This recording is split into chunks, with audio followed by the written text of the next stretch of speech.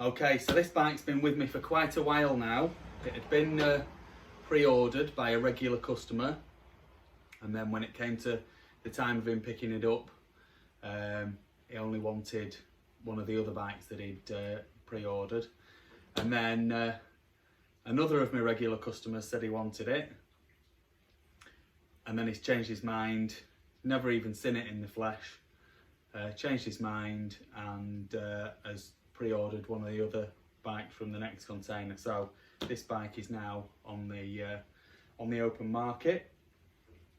It's got some reasonably good things going for it, and it's got a few issues like most of my bikes. So I was thinking I was going to get it running, but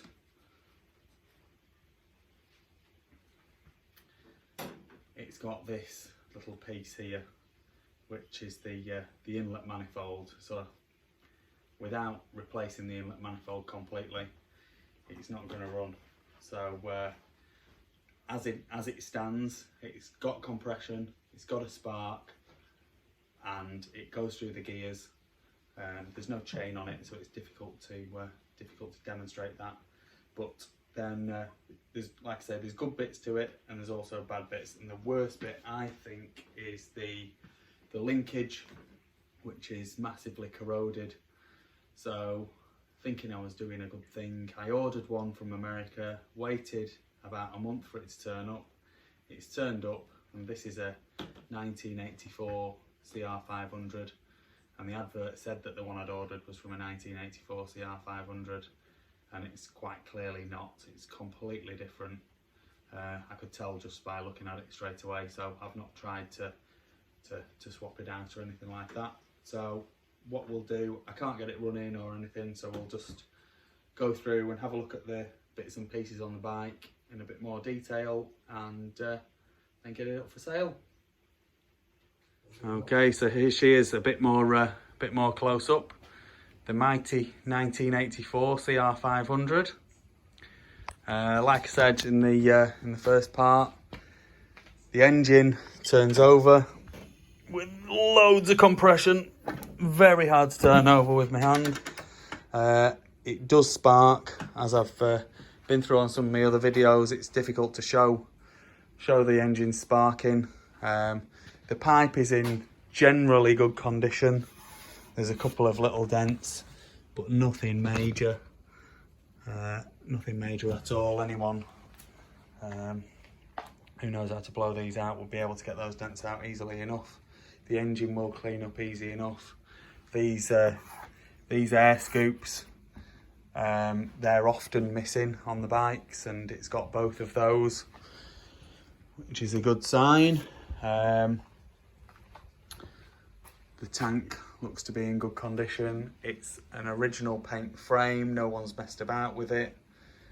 It's got a sump guard on it, so the chances are those frame rails underneath are going to be absolutely perfect.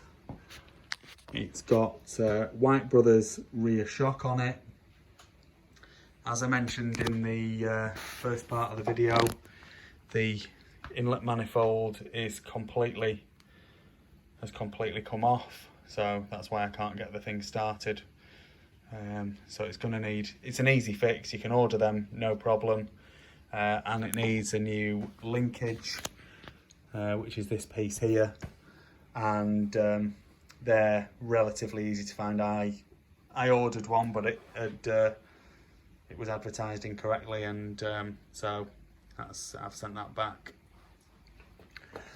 The front wheel, if you have a look, is perfectly round, other than maybe having the front hub painted. I think that front wheel would be fine. The front forks could do with re-chroming or some new fork tubes, but the forks are working. Carb and airbox is all intact, and I mean, just to comment on that linkage as well.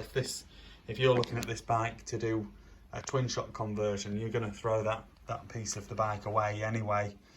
These things are amazing when converted to twin shock. The race winning bikes for definite.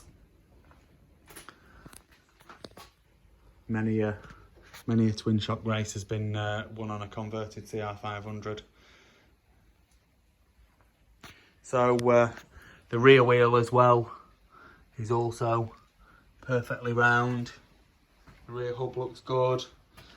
None of the magnesium is smashed off. It's all intact. So it's a great basis for a restoration without a doubt. And if you're wanting to do it as a regular 84 CR500 with the monoshock, that's a good idea. A lot of these are being converted, so they're becoming rarer and rarer to find in their original state. But also, if you're wanting to race it in twin shocks, these things are absolutely fantastic. So there we go, there she is.